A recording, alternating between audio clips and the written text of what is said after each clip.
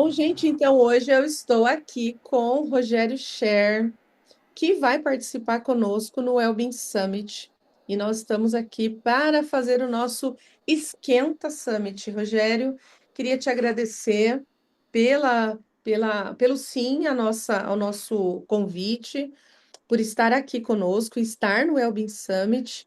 E gostaria então de passar a palavra para você, só para você cumprimentar aí o pessoal para a gente iniciar o nosso bate-papo. Olá, Angela, super obrigado, tema super relevante. Estou aqui, corpo e alma, para o nosso papo. Espero que seja útil para quem nos acompanhar. Beleza, vai ser muito. E vamos começar o seguinte, ó, antes de nós falarmos do tema, o Rogério vai trabalhar com a gente no Wellbeing Summit sobre engajamento, vai falar um pouco sobre qual a importância da liderança, da felicidade no trabalho, né? Como que tudo isso se encaixa.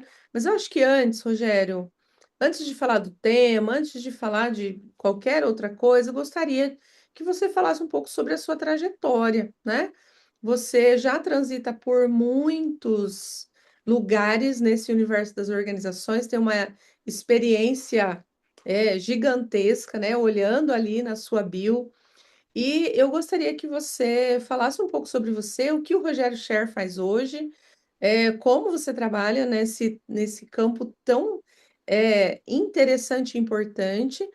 E assim, como é que você chegou até aqui? Eu acho que um pouco dessa sua trajetória, você pode trazer um pouquinho disso para nós?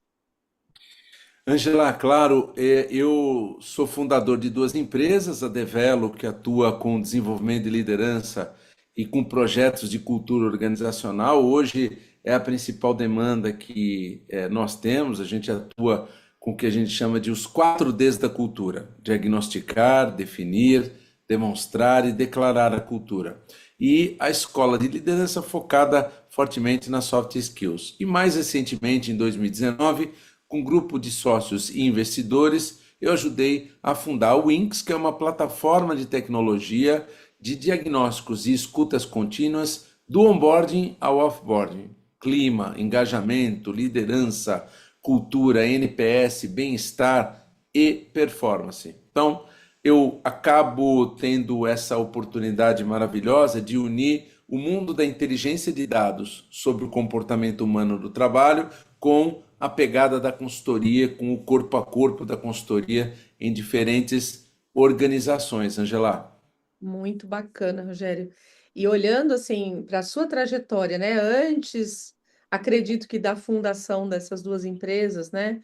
Você já também ocupou cargos de liderança, executivo em RH, empreendedor, é professor ainda, autor, né? Não, eu precisei parar de dar aula, eu dava aula na FAAP e no GVPEC da GV por falta de tempo, mas sempre amei esse ofício.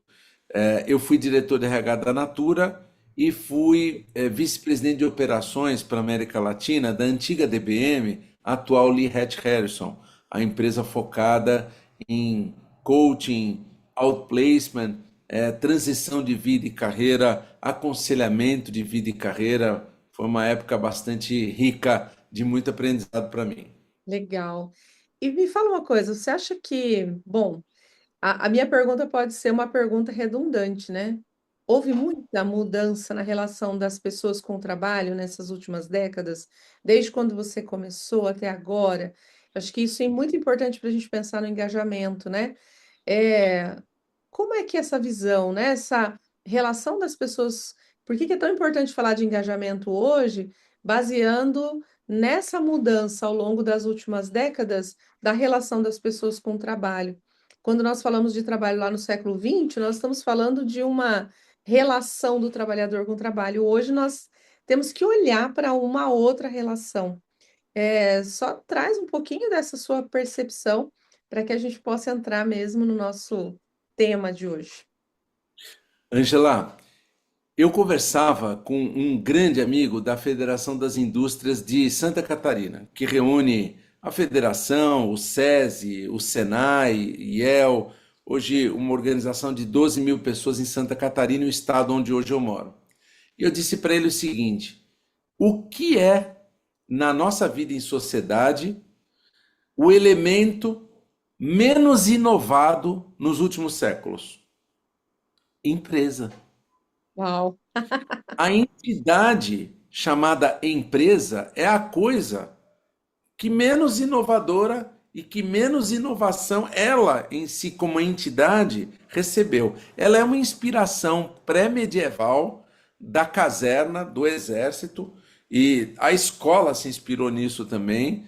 E, portanto, como entidade social e produtiva, o que a gente conhece por empresa é uma coisa muito pouco inovada. E dentro dela, o que menos se inovou é o tema de gestão de pessoas. Olha só. Ora, quando você olha um CFO, por exemplo, dentro de uma organização, ele é capaz de medir margem, ele é capaz de medir EBITDA, fluxo de caixa, eficiência, produtividade, custo, receita, milimetricamente. Para qualquer período que você queira, comparar isso, fazer aperfeiçoamentos nessas análises, combinando indicadores, é uma maravilha. E como a gente faz isso em relação a pessoas?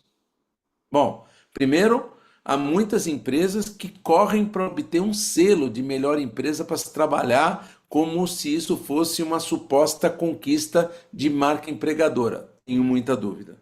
Segundo, Sim. depois da gente conquistar o selo de melhor empresa para trabalhar, a gente faz uma avaliação de desempenho uma vez no ano. Imagine só, vamos imaginar o dinamismo que é o mundo da empresa, dos negócios, da vida em sociedade.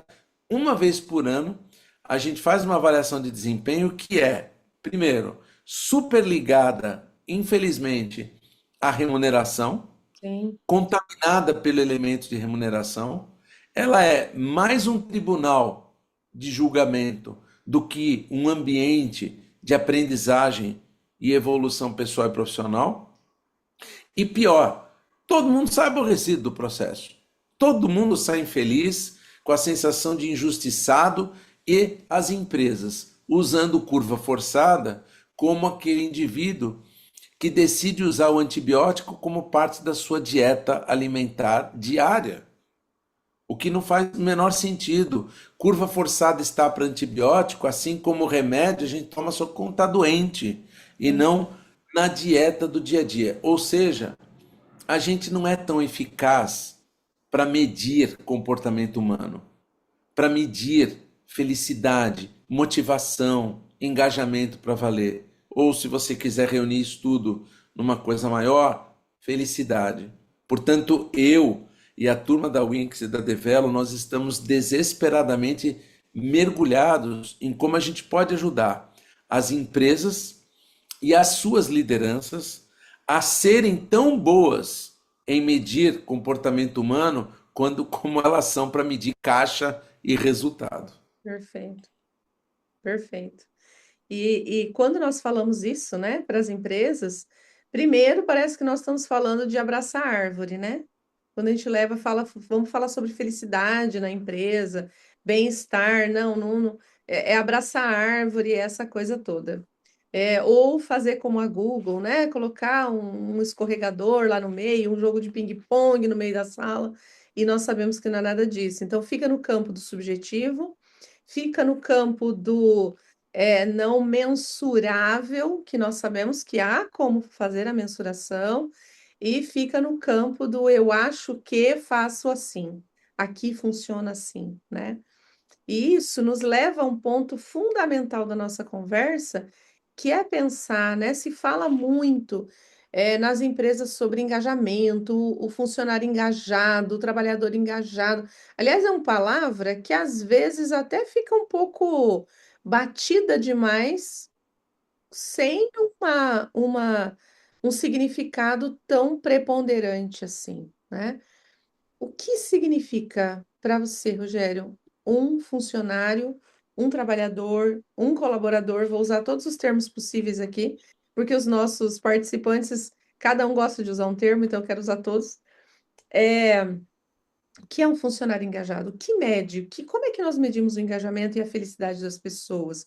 Ou é, existe uma relação desse trabalhador que está o tempo todo na produção louca, né? Que também é um problema que nós encontramos com a palavra engajamento. Queria que você trouxesse primeiro, para a gente entrar num âmbito mais profundo e amplo, como você mesmo falou, vamos começar a pensar o que é o engajamento para você. Angela, engajamento é um nível superior de comprometimento, de corpo e alma, que traz o indivíduo para um compromisso com o hoje, mas também com o futuro. O indivíduo tem vontade de futuro. Pense no casamento. Um casal, quando perde a vontade de futuro e administra o presente, isso não é engajamento completo. Engajamento é vontade de presente e vontade de futuro, em primeiro lugar para nós. Segundo, o comportamento básico do engajamento é de uma pessoa que se sente com frio na barriga. E por quê? Porque ela tem um tal nível de comprometimento com o que faz, com os que estão à sua volta e com a organização, que ela se sente dona da empresa. E se sentindo dona da empresa, ela nem lembra o lugar do organograma que ela ocupa. Se alguém mostrar para ela qual é o lugar do organograma que ela ocupa, ela se assusta. Por quê? Porque ela vive assumindo desafios para além do que pediram, para além da sua função, para o seu cargo funcional. E isso dá frio na barriga o tempo todo, mas é o tipo de frio bom na barriga. Esse indivíduo, por ter esse frio na barriga o tempo todo, dado que vai muito além do que se espera dele funcionalmente, é um indivíduo que volta para casa dizendo: Nossa, eu nunca aprendi tanto em tão pouco tempo em toda a minha vida. Porque vive o saudável binômio de desafio e aprendizagem, que traz um efeito colateral maravilhoso, que é o do sentir-se crescendo Uhum. interiormente para além de si mesmo, cresce como pessoa e cresce como profissional. Esse indivíduo trabalha muito, mas ele não vê as horas passarem. Se você chega para ele e diz assim: Menino, você está aí enfiado nisso faz 8 horas. Sério? Já Tudo 8. isso? Eu não vi. Por quê? Porque neste desafio que traz aprendizagem, com esse saudável frio na barriga, com essa sensação de eu me sinto dono disso daqui e, portanto, eu me importo pessoalmente com tudo isso daqui, as horas passam e o indivíduo se perde no meio delas. Essa história de se perder no sentido de se tornar um com aquilo. Eu não sei onde começa a atividade e termino eu, onde começo eu e termina a atividade, sabe? E essas pessoas, elas têm uma coisa que eu amo, que é orgulho autoral. O que quer dizer orgulho autoral? As pessoas que são fortemente engajadas, elas sabem que trabalhar por lá não é um refresco, estão razoavelmente mergulhadas em bastante trabalho, mas se sentem gratificadas por aquilo, sentem que o que faz é contributivo, é útil, faz sentido. E essas pessoas andam pelos corredores dizendo: a gente fez, eu fiz, a gente conseguiu, eu consegui. Orgulho autoral. Sabe, não dá para a gente sentir isso todos os dias, só não pode ser nunca. Sim, Não dá para a gente sentir isso todos os santos dias, só não pode ser raramente.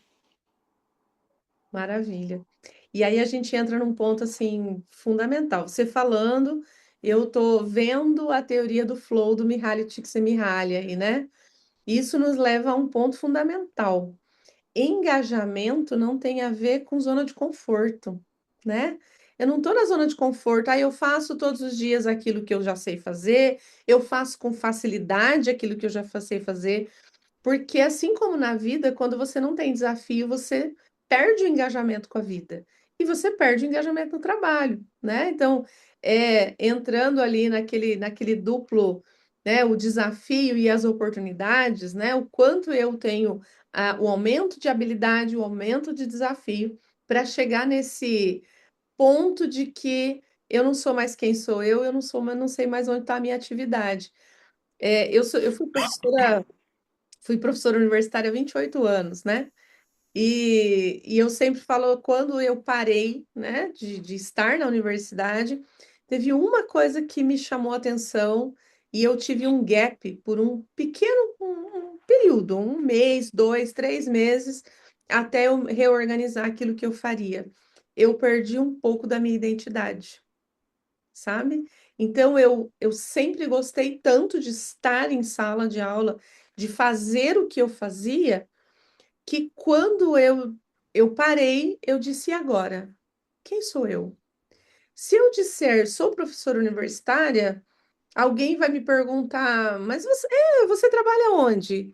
E eu vou dizer: "Não tem um lugar para trabalhar." Então parece que você perde essa tem essa questão, né, do se sentir útil, de sentir que o seu propósito está sendo cumprido.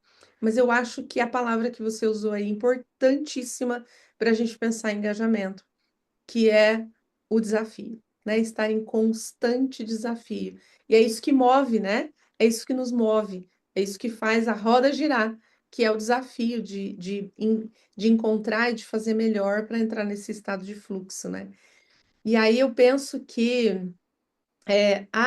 né, Rogério, um ponto, você está falando assim, eu fico pensando, meu Deus, isso, se alguém está nos assistindo, vai falar, nossa, mas isso aí é ideal demais, é utopia demais, né?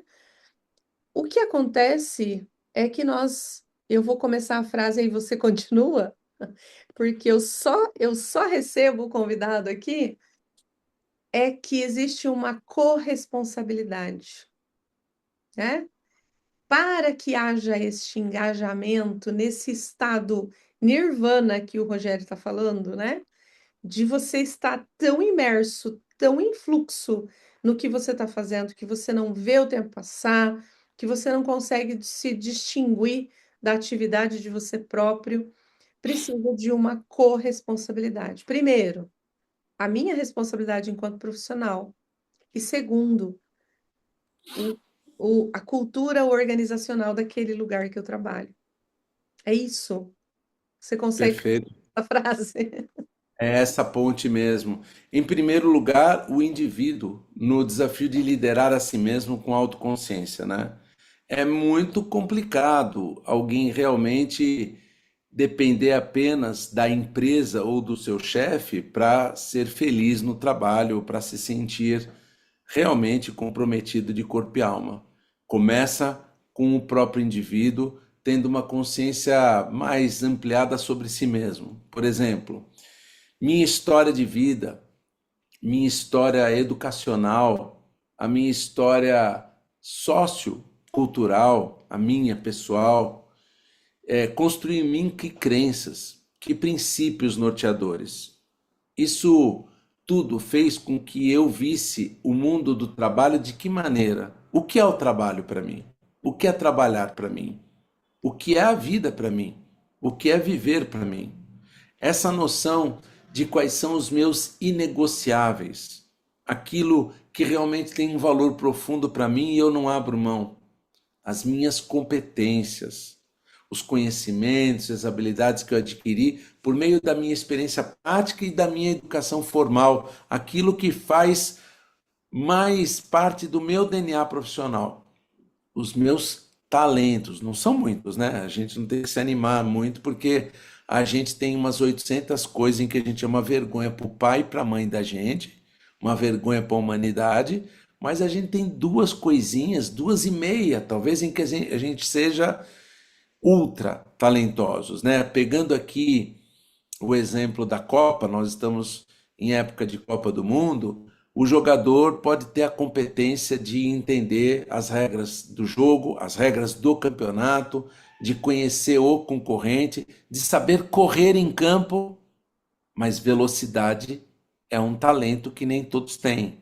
Então, eu sei correr, isso é competência, mas velocidade talvez eu tenha mais do que os outros, e, portanto, a consciência disso tudo faz parte do desafio de liderar a si mesmo, é o pedaço da corresponsabilidade que toca o indivíduo. Da parte da empresa, você falou tudo: é a cultura, é o software, é o conjunto de propósito, valores, o combinado claro de atitudes e comportamentos desejados, de símbolos e de sistemas organizacionais que constroem uma identidade organizacional com a qual a empresa deseja as pessoas se conectem, haja vínculo emocional, haja senso de conexão e pertencimento.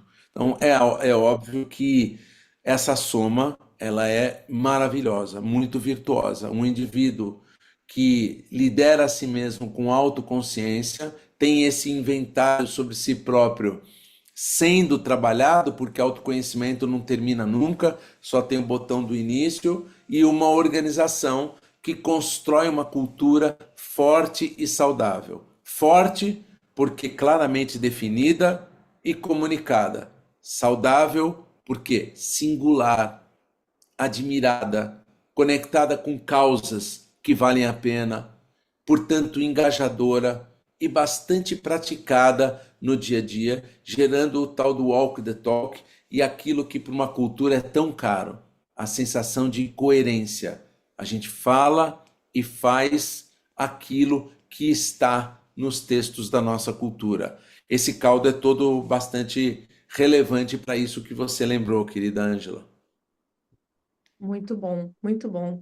Gente, isso é tão importante pensar nisso, né? Porque muitas vezes o funcionário, o trabalhador, ele só fica esperando que a empresa, né, faça. Muitas vezes a empresa fica só esperando que o trabalhador faça, e na verdade é um vestir a camisa e dar a camisa, né? Esse pertencimento, esse todo que você falou, né? Essa sensação de que eu estou no lugar que eu deveria estar, né? Por meu mérito, por aquilo que eu faço e por aquilo que é a cultura da empresa que está lá nas entrelinhas e não no quadro na parede. Isso me leva a pensar num outro ponto, Rogério, que eu acho que é a espinha dorsal da empresa, que é o papel da liderança, né? Quanto a liderança nesse processo de engajamento, de cultura organizacional, de felicidade no trabalho, quanto a liderança molda, né, a cultura e traz para o ambiente de trabalho esse ambiente acolhedor, esse ambiente que traz uma experiência para o trabalhador, né, para o colaborador, do começo ao fim da sua carreira, do onboarding ao offboarding, o quanto a liderança, né, o papel da liderança é tão importante. Você pode falar um pouquinho disso para nós? Sim, olha, Angela, basicamente o que a gente tem como dados dentro da Winx é que a liderança responde por 40% do engajamento de um liderado. E a Olha, liderança, em princípio, responderá por tudo isso no engajamento do seu liderado com seu próprio engajamento. Uma liderança engajadora é, antes de tudo, uma liderança engajada. Você só dá o que tem. Então, a primeira coisa que um líder deve se ocupar ao desejar que sua ação seja engajadora é ele estar engajado. É esta liderança estar engajada. Então, primeiro, máscara em si próprio, né? Aquela velha história. O meu contrato transacional, o meu contrato psicológico, o meu contrato com a cultura, ou seja, se eu desejo engajamento da minha equipe, eu preciso primeiro cuidar do meu. Então, em que medida remuneração, benefícios, recursos, ferramentas, o contrato psicológico, a identidade com a cultura, tudo isso junto, ao se reunir em mim, na minha experiência de trabalho por aqui, me gera engajamento. Quando não, como é que eu faço para que gere engajamento em mim? Porque, acima de tudo, antes de liderar outros, eu lidero a mim mesmo. Então, o líder que engaja é o líder engajado. O que a gente está aqui, viu, Angela? Eu quero te pedir licença para comentar. Desesperado estudando é uma nova fronteira de compreensão do comportamento humano no que tange a satisfação, motivação e engajamento. Deixa eu te explicar isso rapidamente. Existem dois tipos de empresa. Resumindo, simplificando. Uma que vai lá buscar um selo de melhor empresa para se trabalhar e faz todas as festas no LinkedIn, nas redes sociais de obtive o selo, acabou. Aí tem um segundo tipo que faz pesquisas de clima, engajamento, ENPS, turnover, radiografia da cultura e da liderança, com o objetivo realmente de compreender a experiência dos colaboradores na direção de um saudável comprometimento. Legal. Mas esse mundo da pesquisa declaratória, de você fazer questionário para o colaborador responder, é um mundo que vai acabar. Vai acabar em pouco tempo. A inteligência artificial vai devastar todos aqueles hábitos mais regulares de olhar para o comportamento humano com base no que a pessoa responde. Ô, Angela, você se sente estressada?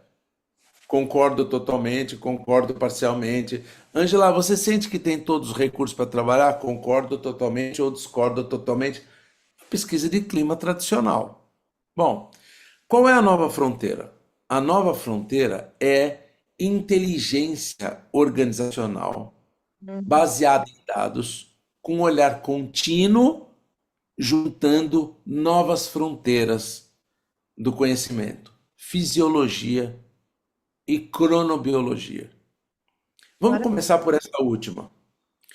Qual é o cronotipo da Ângela? Veja, o Daniel Pink, que na nossa área é um dos melhores, um dos mais profícuos estudiosos sobre economia comportamental, sobre todos esses temas que a gente traz, ele escreveu um trabalho chamado Quando. De todos, foi o que menos barulho fez. De todos os trabalhos do Pink, esse foi o que menos repercussão teve. E para mim, ele é absolutamente brilhante. E chamando a atenção da cronobiologia e dos cronotipos de cada um de nós, ele muito irônico, muito sarcástico e muito criativo, ele fez lá três analogias. Existem as pessoas que são as cotovias, as corujas e os terceiros pássaros. E baseado em pesquisa, as pessoas que são cotovias são 15 a 20% da população, as que são corujas são 15 a 20% da população, e as que são terceiros pássaros, que não têm uma cronobiologia tão marcada assim como ou cotovia ou como coruja, são a maior parte da população, entre 70% e 80%. Então veja, você tem pessoas que têm momentos de pico, vale e recuperação completamente distintos. Eu vou dar o exemplo meu e da minha irmã, né? Eu sou um cotovia claro, a minha irmã é uma coruja típica. Então, eu sou um monstro para trabalhar pela manhã.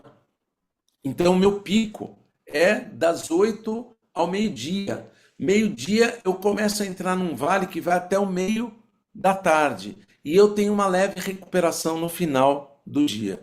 A minha irmã tem o pico dela à noite. Então, de manhã, minha irmã é um cadáver. Então, note, tomara que ela não assista isso daqui.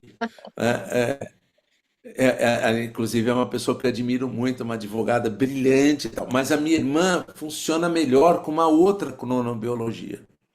Mas vamos supor que você fosse a nossa chefa e você cria um ritual de gestão que é um mesmo para pessoas tão distintas. E você espera a performance delas do mesmo jeito.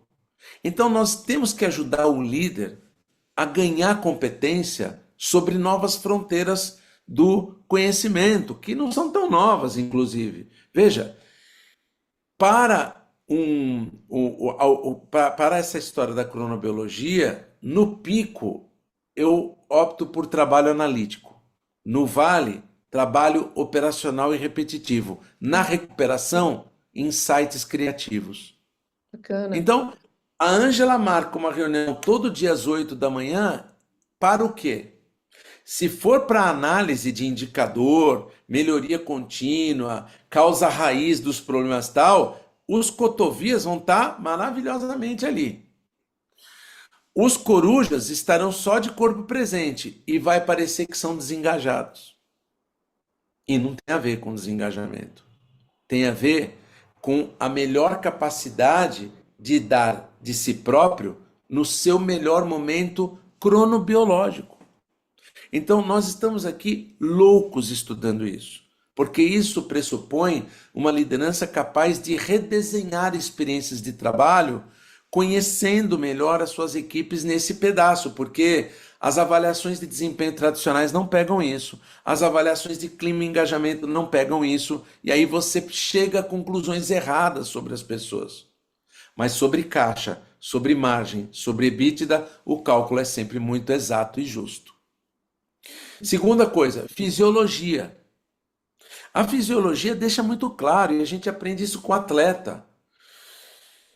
Quando você olha para o tema da fisiologia, a questão não é se você está trabalhando muito, porque todo mundo vai trabalhar muito. Não dá para nenhum líder prometer para equipe nenhuma no mundo de que vai trabalhar pouco. Mas a lógica é carga, recuperação e ritmo. Qual foi o volume de carga que eu recebi? Eu consigo me recuperar fisiologicamente dela e, portanto, eu consigo ter, cruzando carga com recuperação, um ritmo sustentável. Então, aquela conversa de antigamente sobre equilíbrio de horas de vida e carreira, vida e trabalho, vida pessoal e vida profissional, é menos relevante do que a pergunta sobre, Angela, do tanto que você faz, com o que você faz, onde você faz e com as pessoas que você aprendeu fisiologicamente a recuperar-se. E a qualidade do sono é um dos temas-chave para isso, qualidade do sono e alimentação. E, portanto, se você aprendeu a gerenciar em você algo que atletas de alto rendimento fazem muito bem nos seus treinos, você é capaz de estabelecer um ritmo sustentável de vida e carreira. Então, Angela, a nossa missão para os próximos meses e para os próximos curtos anos, porque não pode ser muito longe, é enriquecer a temática do engajamento e da liderança engajadora, unindo pesquisas declaratórias com informações comportamentais. Elas não perderão a sua validade, desde que elas estejam combinadas com fisiologia e cronobiologia. É nisso que estamos estudando muito nesse momento. Muito bom. Isso, gente, porque isso aqui é só o esquenta, tá? Isso é só o esquenta. E eu não sei como é que tá aí em Santa Catarina, Rogério, mas aqui tá um frio e eu já tô Também. no calorzinho da nossa conversa, que tá uma delícia. E eu quero partir, então, só para a última questão, que nós já falamos e eu tô olhando ali para o seu livro. Nós falamos de engajamento, nós falamos de liderança, de cultura organizacional. O que que tudo isso tem a ver com felicidade no trabalho? Você já falou que Sim, é um macro tema, né?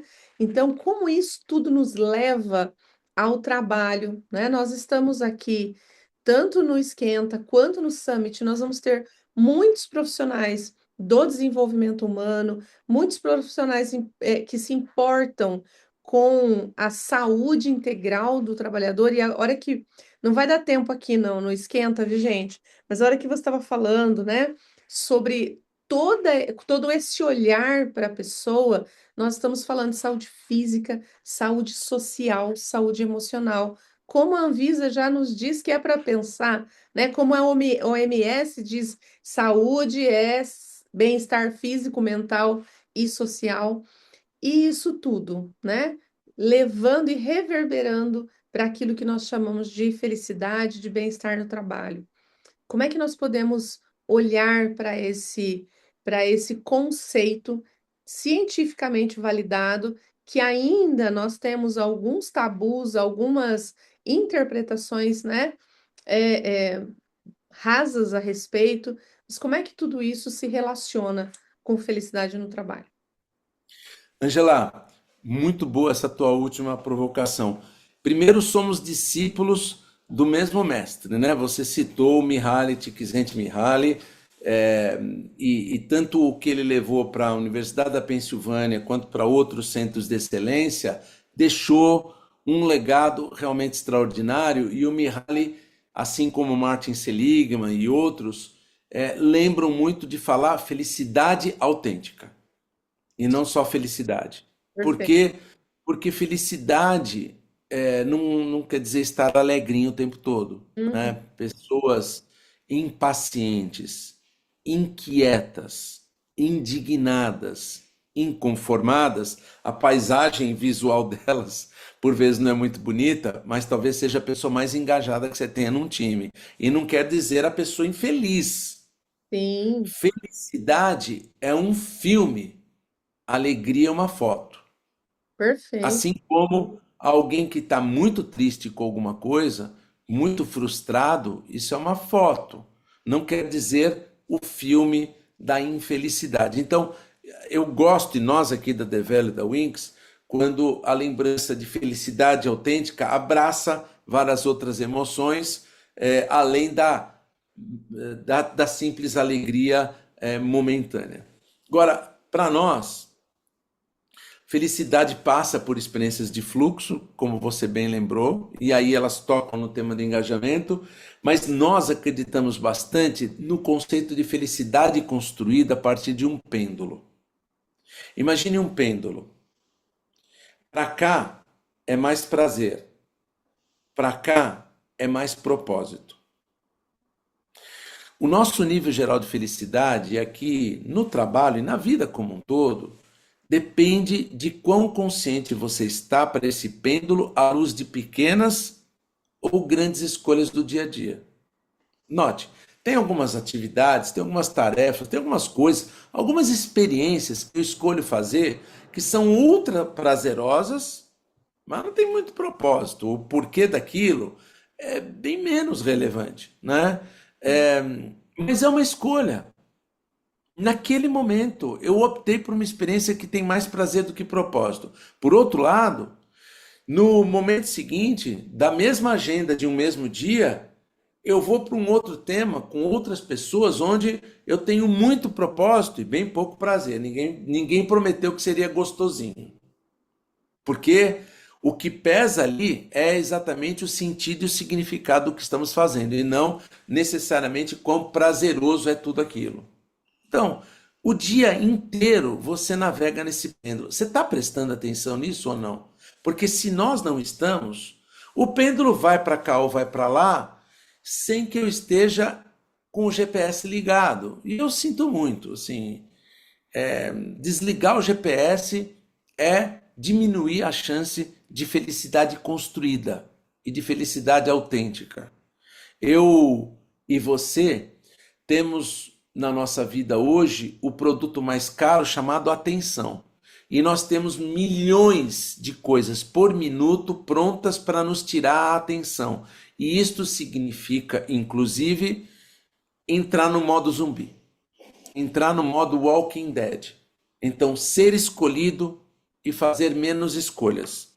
E no modo Walking Dead, sendo escolhido e não fazendo escolhas, é muito difícil gerenciar esse pêndulo. No final do dia, necessariamente, quando eu olho para trás, não vou enxergar um dia que fez sentido, se esse pêndulo não esteve tão intencionalmente ali na minha atenção. Portanto, querida Ângela, felicidade construída depende de uma palavra: intencionalidade. Perfeito, perfeito. E isso aplicado ao trabalho, eu acredito que venha a desmistificar muito do que se pensa sobre engajamento, sobre felicidade no trabalho, né? Muitas vezes no trabalho, nossa, eu tenho que estar o tempo todo engajado, o tempo todo feliz com o que eu estou fazendo, o tempo todo percebendo qual é o propósito daquilo que eu estou fazendo, e nem sempre. Quantas vezes nós fazemos coisas que a gente não gosta muito no trabalho, né? Quando eu estava na universidade, por exemplo, aquela parte burocrática de preencher pauta, de registrar, de corrigir prova, eu achava chatíssimo. E às vezes nem achava muito propósito naquilo, né? E é o que está aí, né? Quando você usou a analogia do pêndulo, né? Me veio a ideia da felicidade hedônica e eudaimônica, né? Que às vezes se falava muito entre os clássicos que ou é hedônica ou é eudaimônica, e os nossos contemporâneos, filósofos contemporâneos, já dizem: olha, peraí, é um pouquinho para cá e um pouquinho para lá, né? Eu tenho que abastecer um pouco das duas, né? Isso é muito importante. E, gente, olha, só para vocês terem ideia, o que nós vamos ter aí, né? No Summit tem muita discussão a esse respeito, e o Rogério vai trazer, né, um momento de fala mais estruturada, que é só para a gente entender quem é o Rogério, como é que o Rogério trabalha com o tema que ele vai apresentar para nós. E eu queria, Rogério, para a gente finalizar, te pedir, né, te dar um desafio aqui, para quem vai para o Summit, para quem vai assistir, para quem vai participar, uma última palavra, né? O que que nós podemos esperar? O que que você nos desafia a fazer até lá? Ou, enfim, né, a sua palavra final para a gente encerrar esse esquenta que eu ficaria aqui num esquenta por muito tempo. Olha, o mundo das empresas que meramente buscam uma certificação de melhor empresa para se trabalhar, assim como o mundo do compliance, da NR1, que exige hoje absoluta conformidade com cuidados psicossociais, isso tudo tem validade, isso tudo tem sua importância, isso tudo é importante, mas não é suficiente. A compreensão do que é o humano no trabalho depende de termos alguma ousadia para irmos para muito além do que fomos até hoje, para a gente ajudar este ente chamado empresa realmente ser mais inovadora per si, e dentro dessas empresas que lideranças tenham mais competências para medir o comportamento humano na direção de mais felicidade, da mesma forma como o CFO mede caixa e resultado. Perfeito. Rogério, muito obrigada. Obrigada por estar aqui, por abrir um espaço aí na sua agenda para a gente conversar.